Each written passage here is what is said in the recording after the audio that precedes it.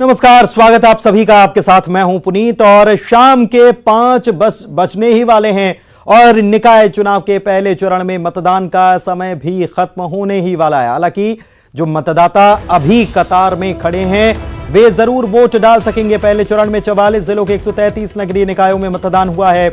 11 नगर निगमों में महापौर के लिए भी वोट डाले गए।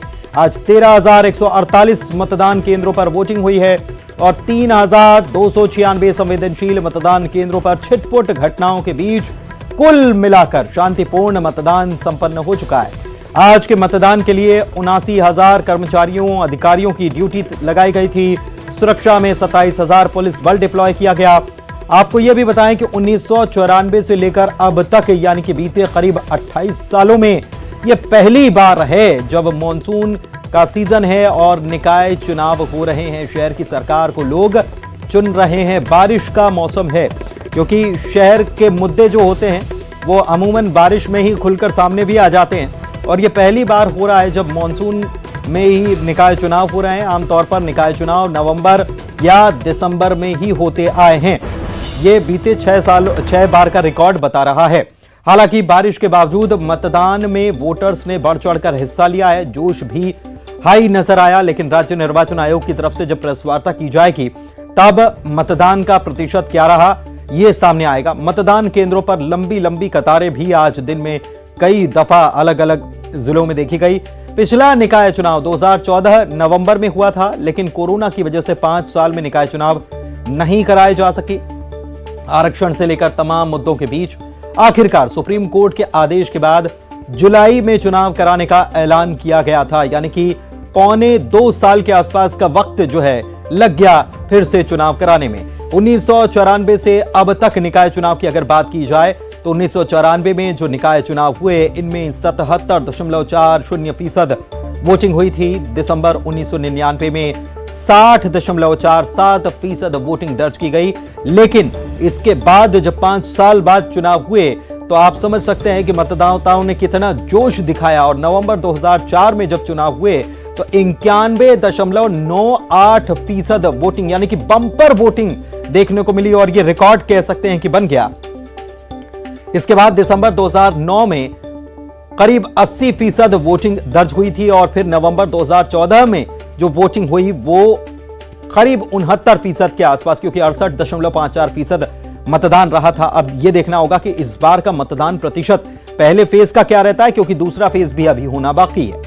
अगले साल सूबे में विधानसभा के चुनाव होने हैं और ऐसे में इस बार निकाय चुनाव को काफी अहम माना जा रहा है और यही वजह है कि हमने देखा कि चुनाव प्रचार के समय दोनों ही दलों ने, खासतौर पर मुख्य 2 दल मध्य प्रदेश में जो हैं कांग्रेस और बीजेपी, दोनों ही दलों ने पूरा जोर लगा दिया। प्रत्याशियों के ऐलान से लेकर वचन पत्र और घोषणा पत्र तमाम बातों को लेकर खूब मंथन किया गया। कांग्रेस इस मामले में आगे भी रही। कांग्रेस ने पहले ही अपने प्रत्याशियों का ऐलान कर दिया था, लिस्ट पहले ही जारी कर दी थी। बीजेपी ने लिस्ट हालांकि बाद में जारी की।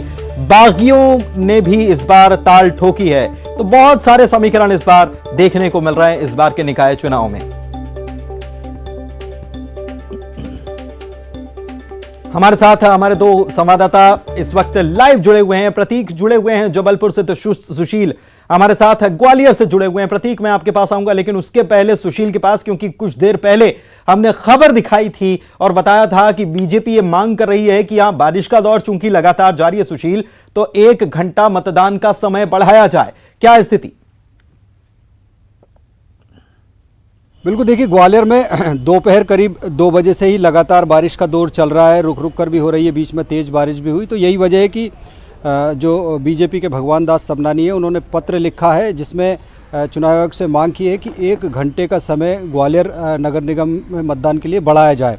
हालांकि अभी तक अधिकृत रूप से किसी तरह की ऐसी जानकारी सामने नहीं आई है जिसमें जो मतदान है उसका समय बढ़ाया गया हो, क्योंकि अब जिस मतदान केंद्र पर हम खड़े हैं उस मतदान केंद्र पर जो मतदाताओं के बाहर से आने का सिलसिला जो था वो ख़त्म हो चुका है और अब जो है यहाँ पर गेट लगाने की कार्रवाई भी की जा रही है, जैसा कि चुनाव के नियम के तहत होता है। तो निश्चित तौर पर ग्वालियर में अगर देखें तो बरसात की वजह से मतदान की गति ग्वालियर खास तौर पर नगर निगम में कम है। 3 बजे तक करीब 40% के लगभग वोटिंग हुई थी ग्वालियर नगर निगम में, जबकि ग्वालियर की जो अन्य नगरीय निकाय है, डबरा नगर पालिका और जो 5 अन्य नगर परिषद है, वहाँ मतदान जो है 70% के करीब हुआ है औसतन अगर देखें तो। ग्वालियर में बारिश की वजह से ज़्यादा व्यवधान हुआ है, ज्यादा व्यवधान हुआ है और इसी वजह से वोटिंग परसेंटेज भी कम सुशील बता रहे हैं कि वहां रहा है।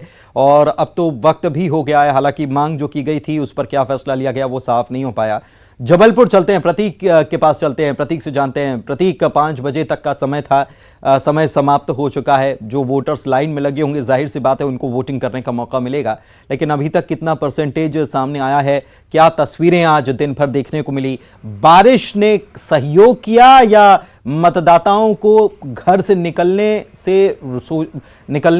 में सोचना पड़ा कि बारिश हो रही है तो कैसे जाएं मतदान केंद्र तक? देखिए पुनीत, बेशक बारिश भले ही मूसलाधार ना हुई हो, लेकिन रिमझिम बारिश का दौर करीब 2 घंटे तक चला है। यही वजह रही कि शुरुआत में हमने देखा कि 8-9% मतदान 9 बजे तक हो पाया था। फिर अचानक 2 बजे के बाद जो है मतदान प्रतिशत बढ़ा और 3 बजे तक का जो आंकड़ा है वो 52% के आसपास कुल मतदान का पहुंच चुका है। एक नजारा आपको मैं पहले इस मतदान केंद्र का दिखाऊंगा। पहले तो कि गेट जो है वो बंद कर दिए गए हैं, मतदान केंद्र में अब ताला लग गया है, जो कि नियम था कि 5 बजे तक ही मतदान होना है। और फिलहाल यहाँ कोई समय बढ़ाने की ऐसी मांग नहीं की गई किसी भी दल के द्वारा। और जो इसका मेन गेट है वो बंद कर दिया गया है, उसमें ताला भी लगा दिया गया है। बेशक अब यहाँ पर कोई मतदाता नहीं बचा है, यही वजह है कि ताला अंदर से ही लगा दिया गया है। और अब जब तक मशीन से यहाँ से नहीं निकलेंगी पैक होकर स्ट्रांग रूम तक, तब तक संभवतः ये ताला भी ना खुले। अब हम आपको अंदर की तस्वीर दिखा दें, क्योंकि अब जो काम है, महत्वपूर्ण काम है, वो होगा यहाँ पे जो निर्वाचन कार्य में लगे कर्मचारी अधिकारी हैं, जिन्हें अब ईवीएम मशीन्स को जो है कैद करके इन्हें सेफ तौर पर रख के उन्हें स्ट्रांग रूम तक ले जाना। अंदर की तस्वीर हम आपको यहाँ पर बेशक पुनीत दिखाना चाहेंगे, चूंकि इस वक्त हम जिस मतदान केंद्र में यहाँ 2 कक्ष जो है बनाए गए थे और यहाँ पे जो मतदान अधिकारी कर्मचारी हैं वो मशीनों को पैक करने में जुट गए हैं। लगभग जैसा सोचा था कि बहुत भीड़ रहेगी वैसा तो नहीं हो पाया, लेकिन फिर भी एक औसत के मुताबिक आंकड़ा, संभवतः ये आकलन है कि शायद 65% तक पहुंच सकता है मतदान का। फिलहाल जो मशीन से अब उनको पैक करने की कार्रवाई यहाँ हो रही है। बीते 48 घंटों से मतदान कर्मचारी लगे हुए थे और अब यहाँ पे पोल को क्लोज किया गया है। मशीन्स को बाकायदा जिस बॉक्स में वो आए थे उस बाकायदा बॉक्स में रखेंगे, सील लगाएंगे और इन्हें वापस स्ट्रांग रूम में ले जाया जाएगा। तब इनका जो काम है वो पूर्ण होगा, उसके बाद ये अपने घर जा सकेंगे। बेहद महत्वपूर्ण काम ये होता है, बेहद मशक्कत भरा काम होता है, जैसे तमाम अधिकारी कर्मचारियों ने किया। और बेहद महत्वपूर्ण काम जो है अभी यहाँ पर चलता हुआ भी, देखिए अनप्लग किया जा रहा है तमाम मशीन्स को, अब इसे सील भी कर दिया जाएगा। यह अमूमन प्रक्रिया हर बार होती है और इस बार भी इसका संपादन जो है वो बखूबी बेहद अच्छे से यहाँ पर किया भी जा रहा है। तो पुनीत, बेशक हमने देखा जो दिलचस्प लड़ाई है वो जबलपुर में भी है, एक हॉट सीट हम कह सकते हैं सूबे के लिहाज से भी, और जो विवाद है वो भी हम पुनीत देख रहे हैं लगातार, कल भी गहराया था और आज अमूमन ये उम्मीद थी कि शायद कहीं खलल हो सकता है, लेकिन फिलहाल ऐसा कुछ भी नहीं हुआ। और भी आपको यहाँ तस्वीरें जो है दिखा दूं पुनीत कि दूसरे मतदान केंद्र से भी जो है मशीन्स को निकाला जा रहा है और मतदान कर्मचारी अब उसे ले जाते हुए, और लड़ाई बड़ी तगड़ी है प्रतीक। अगर जबलपुर की बात करें तो मुकाबला कड़ा माना जा रहा है। जगत बहादुर सिंह कांग्रेस की तरफ से, डॉक्टर जितेंद्र जामदार जो हैं वो बीजेपी की तरफ से हैं, तो ये मुकाबला कड़ा है। और सबसे बड़ी बात ये भी कि प्रत्याशियों की, मेयर प्रत्याशियों की संख्या भी यहाँ अधिक है बाकी जगहों से। हालांकि सबसे अधिक, सर्वाधिक तो इंदौर में है, लेकिन जबलपुर में भी अगर मैं गलत नहीं हूं तो 11 प्रत्याशी हैं मैदान में। प्रत्याशी भले ही हैं, लेकिन पुनीत जो सीधी टक्कर है वो बीजेपी और कांग्रेस के बीच है। आम आदमी पार्टी ने जिस प्रत्याशी को डिक्लेयर किया था उसे बी फॉर्म ही नहीं भेजा, काफी विवाद गहराया था और अप्रत्यक्ष तौर पर चूंकि वो मुस्लिम बाहुल्य थे, मुस्लिम वर्ग से आते थे, इस लिहाज से कहीं ना कहीं राजनीति जो है वो उस पूरे मसले पर हुई थी। बेशक अब उसके बाद सिनेरियो पूरा क्लियर था कि बीजेपी और कांग्रेस के बीच ही सीधी टक्कर होगी, किसी के वोट अब नहीं कटने वाले हैं और सीधा मुकाबला है। बेशक 11 प्रत्याशी मैदान पर हैं, लेकिन कड़ी टक्कर है। एक और सीएम शिवराज सिंह चौहान का चेहरा है और दूसरी ओर जमीनी तौर पे जो काम करते हैं, बेहद लोकप्रिय हैं आम जनता के बीच, कांग्रेस की ओर से जगत बहादुर सिंह अन्नू। उनकी किस्मत का फैसला ईवीएम में कैद हो गया है और उसके बाद जब मतगणना होगी तो किसके पक्ष में फैसला आया है ये देखना दिलचस्प होगा। बिल्कुल देखना दिलचस्प होगा कि किसके पक्ष में फैसला आया है। सुशील के पास एक बार फिर से चलते हैं। ग्वालियर से एक बड़ी खबर भी आ रही है और खबर ये है कि समय बढ़ाने से निर्वाचन आयोग ने मना कर दिया है कि समय नहीं बढ़ाया जाएगा। सुशील से ज्यादा जानकारी लेते हैं, क्योंकि मांग बीजेपी की तरफ से की गई थी कि बारिश हो रही थी और मतदान प्रतिशत जो है वो कम रहा है, इसलिए समय बढ़ाया जाए, लेकिन इनकार कर दिया गया। सुशील, क्या जानकारी? बिल्कुल, देखिए जिस तरह की जानकारी आप दे रहे हैं संभवतः हो सकता है कि यही हुआ हो, क्योंकि अंतिम दौर में बीजेपी ने समय बढ़ाने की मांग की थी और जिस तरह से जो जानकारियां सामने आई है उसके मुताबिक शायद चुनाव आयोग ने समय बढ़ाने से इनकार कर दिया, क्योंकि जो प्रक्रिया थी वो ज़्यादातर हो चुकी थी। लगभग 2 बजे के आसपास बारिश का वक्त हुआ था और उसके बाद जो है जो समय बढ़ाने की मांग की गई, तो शायद उन टेक्निकल पहलुओं की वजह से वक्त नहीं बढ़ पाया। लेकिन कहीं ना कहीं अगर मतदान प्रतिशत की बात करें तो ग्वालियर में ज़रूर जो नगर निगम ग्वालियर है उसमें मतदान का प्रतिशत कम है। 50 के आसपास आंकड़ा रहने की संभावना है शाम 5 बजे तक के आसपास।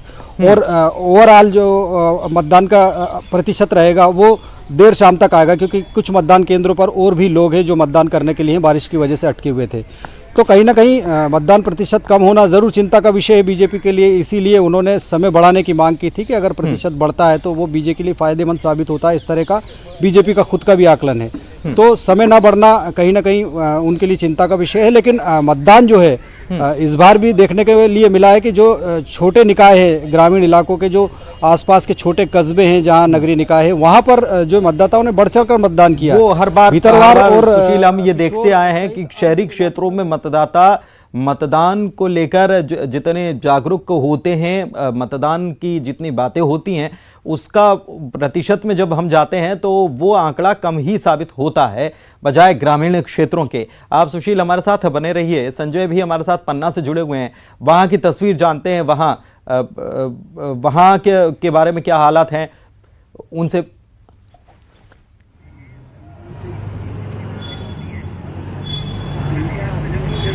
ठीक है, इस वक्त सुनील हमारे साथ जुड़े हुए हैं शाहजहांपुर से, उनके पास पहले चलते हैं और उनसे जानकारी लेते हैं। सुनील, क्या तस्वीर देखने को मिली? बारिश कैसी रही दिन भर? मतदाताओं में कितना उत्साह रहा? कितना वोटिंग परसेंटेज हो सकता है? पुनीत, देखिए शाहजहांपुर के लिए आज शहर की सरकार चुनने का दिन था और सुबह 7 बजे से वोटिंग शुरू हो गई थी। अभी मैं चलिए, लगता है कि संपर्क कट गया। सुनील, कोशिश करते हैं हम सुनील से बात करने के लिए। सुनील, आपको आवाज मिल पा रही है? हेलो, सहयोगियों से संपर्क करेंगे। लगता है कि कुछ जगहों पर बारिश जो हुई है उसकी वजह से संपर्क में भी दिक्कत आ रही है। हालांकि ग्वालियर में ये मांग की गई थी कि समय बढ़ाया जाए और जो खबरें निकल कर आ रही हैं कि समय निर्वाचन आयोग की तरफ से बढ़ाने से इनकार कर दिया गया है। ये खबर भी हम आपको, निकाय से जुड़ी हुई ब्रेकिंग भी आपको बता रहे हैं। मतदान के समय को बीजेपी ने 1 घंटा बढ़ाने की मांग की थी, लेकिन इसे मना कर दिया गया निर्वाचन आयोग की तरफ से। पहले चरण का मतदान पूरा हो चुका है। सुबह 7 से 5 बजे तक का वक्त तय किया गया था वोटिंग के लिए और अब शाम के 5 बज चुके हैं। हालांकि जो लोग कतारों में लगे हैं वो जरूर वोट डाल पाएंगे, लेकिन इसके बाद नए वोटर्स को इजाजत अब नहीं दी जाएगी, क्योंकि समय पर्याप्त दिया गया। और ऐसे में अब शहर की सरकार किसकी बनेगी, ये इसका आकलन अब लगाना शुरू कर दिया गया है। फर्जी मतदान करने आई महिलाएं हिरासत में ली गई। मंदसौर से इस वक्त की बड़ी खबर आपको बता रहे हैं। पुलिस ने 5 महिलाओं को हिरासत में लिया है। ये बड़ी खबर, 5 महिलाएं हिरासत में ली गई। वार्ड नंबर 24 में फर्जी मतदान करने के लिए ये महिलाएं आई थी। बुर्का पहनकर मतदान करने के लिए पहुंची थी। पुलिस ने जिला बदर आरोपी जाहिद को भी हिरासत में लिया है। फर्जी मतदान करवाने की कोशिश में आरोपी लगा हुआ था, ये जानकारी भी निकलकर सामने आ रही है।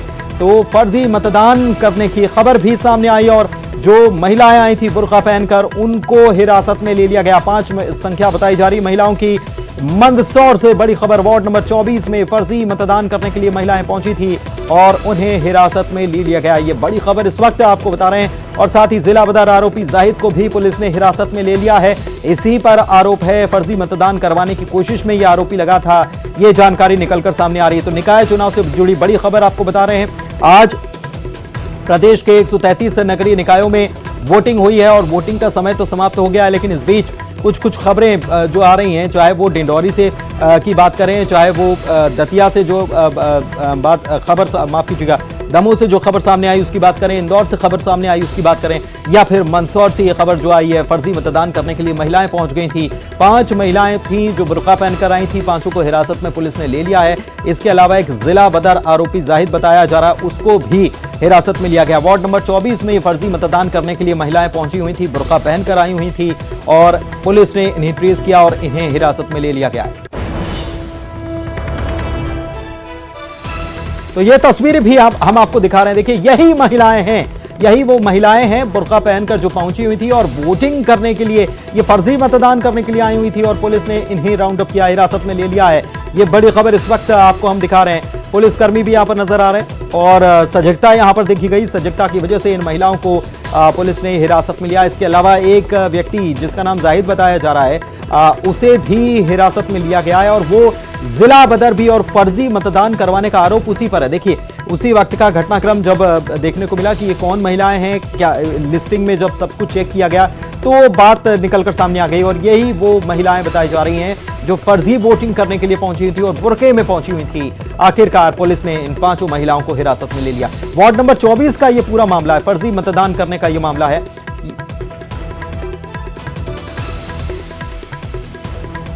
देखिए, तस्वीरें एक और हम आपको दिखा रहे हैं। एक तरफ फर्जी मतदान करते हुए महिलाएं पकड़ाई हैं, दूसरी तरफ जबलपुर से तस्वीर हमारे सहयोगी पहले भी दिखा रहे थे प्रतीक की, कैसे वहां अब मतदान संपन्न होने के बाद अब मशीनों को पैक किया जा रहा है और इसे फिर स्ट्रांग रूम पहुंचाया जाएगा। मंदसौर चलते हैं, इस वक्त नरेंद्र हमारे साथ, हमारे संवाददाता जुड़े हुए हैं, सीधे उनसे जानकारी लेते हैं। नरेंद्र, 5 महिलाएं पकड़ाई हैं, फर्जी मतदान के लिए पहुंची थी, कैसे इस बात का खुलासा हुआ, आगे क्या कार्रवाई की जा रही, क्योंकि एक आरोपी जिसका नाम जाहिद बताया जा रहा है, जिला बदर है, उसको भी पुलिस ने हिरासत में लिया है? जी, पुलिस जी, वार्ड नंबर 24 में यहाँ पर पुलिस को शिकायत मिली थी कि यहाँ पर फर्जी वोटिंग कराने की कोशिश की जा रही है और 5 संदिग्ध महिलाएं मतदान केंद्र के बाहर आई हुई है और एक जिला बदर एनएसए का जो आरोपी है जाहिद, वो उन महिलाओं के साथ में आया हुआ है। पुलिस बल यहाँ पर पहुंचा था, सीएसपी नरेंद्र सोलंकी अपने बल के साथ पहुंचे थे। उसके बाद में पुलिस अधीक्षक अनुराग सुजैने भी यहाँ पर पहुंचे थे। 5 महिलाओं को यहाँ से हिरासत में लिया गया और जाहिद जो है उसको धक्का मार करके पुलिस ने गाड़ी में बिठाया और बड़ा शातिर बदमाश है, उसको यहाँ से हिरासत में लेकर के कोतवाली ले गए हैं। 5 महिलाओं से पूछताछ की जा रही है अभी कि वो उसमें से फर्जी है या उनका, क्योंकि मौके से उनका पहचान पत्र या मतदाता पर्ची नहीं मिली थी उनके पास से और जो उनके पास पर्ची थी उन्होंने भी वो फाड़ करके फेंक दी थी। इससे पुलिस को शंका हो गई कि ये फर्जी हो सकती है। फिलहाल महिलाओं को कोतवाली ले गए और उनसे पूछताछ की जा रही है। जाहिद को भी हिरासत में ले लिया गया है क्योंकि वो पहले से जिला बदर है और एनएसए का आरोपी है, तो अभी पूछताछ उनसे की जा रही है। लेकिन एक बड़ी कोशिश जो यहाँ पर फर्जी मतदान करने की जो की जा रही थी उसको पुलिस ने नाकाम कर दिया है।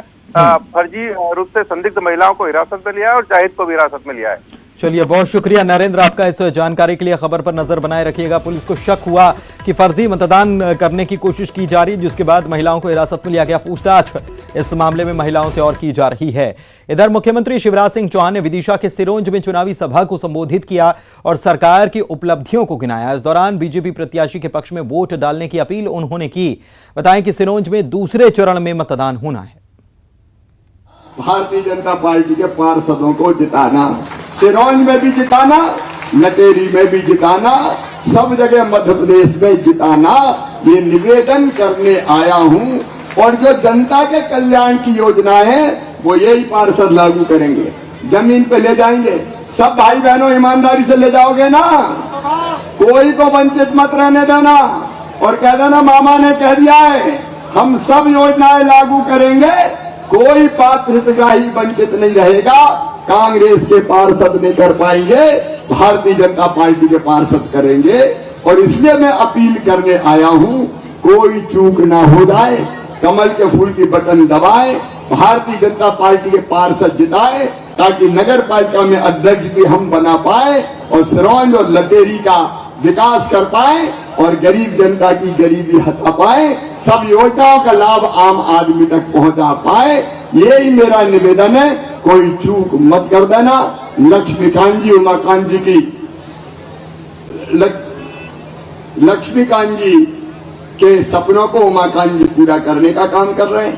दोनों केंद्र और राज्य सरकार इस पूरी टीम के साथ जो बैठी है, हम सब साथ हैं, हम सब मिलके बेहतर काम करेंगे।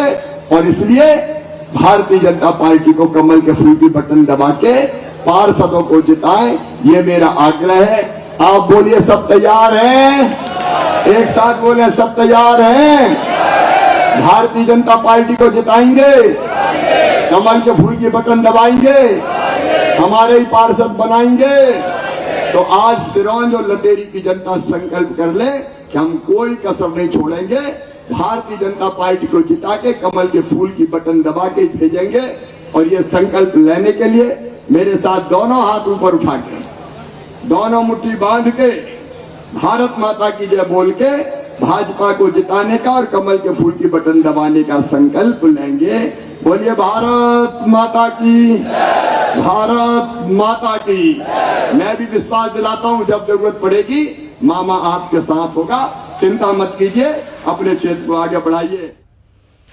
छत्तीसगढ़ की भूपेश सरकार लगातार अपनी घोषणाओं को योजना के रूप में अमली जामा पहना रही है। इस क्रम में 1 मई से शुरू हुई मितान योजना एक ऐसी योजना जिसके जरिए लोगों को घर बैठे ही नागरिक सुविधाएं मिल पा रही हैं। देखिए खास रिपोर्ट। छत्तीसगढ़ में मितान का अर्थ होता है एक ऐसा दोस्त या साथी जो आजीवन साथ और संबंध बना कर रखता है।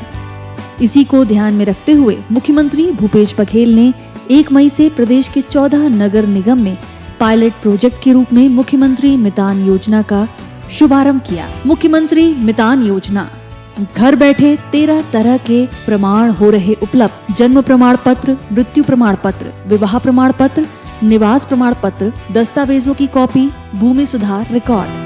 मुख्यमंत्री मितान योजना में घर बैठे प्रमाण पत्र बनाने के लिए आपको टोल फ्री नंबर 14545 पर बस एक कॉल करना है, जिसके बाद एक मितान आपके घर पहुंचकर जो प्रमाण पत्र आपको बनवाना है उससे संबंधित दस्तावेज लेगा और तत्काल टैबलेट के माध्यम से उसे शासकीय पोर्टल में अपलोड करेगा। तय समय में विभाग द्वारा प्रोसेस करने के बाद वह प्रमाण पत्र बनेगा, जिसके बाद मितान एक बार फिर आपके घर पहुंचकर वह प्रमाण पत्र आपके हाथों में सौंपेगा और इस पूरे कार्य के लिए हितग्राही को केवल अधिकतम 100 रुपए का ही भुगतान करना है। बहुत जन कम पढ़े लिखे है या निरक्षर है, उमन का कागज लगना है, वो सब जानकारी नहीं रहा तरी से कई जन दिव्यांग है या फिर वृद्ध है, एमन ऑफिस जाए में बहुत अकन परेशानी होती से सब ध्यान में रखते हुए ये योजना की शुरुआत किए गए है।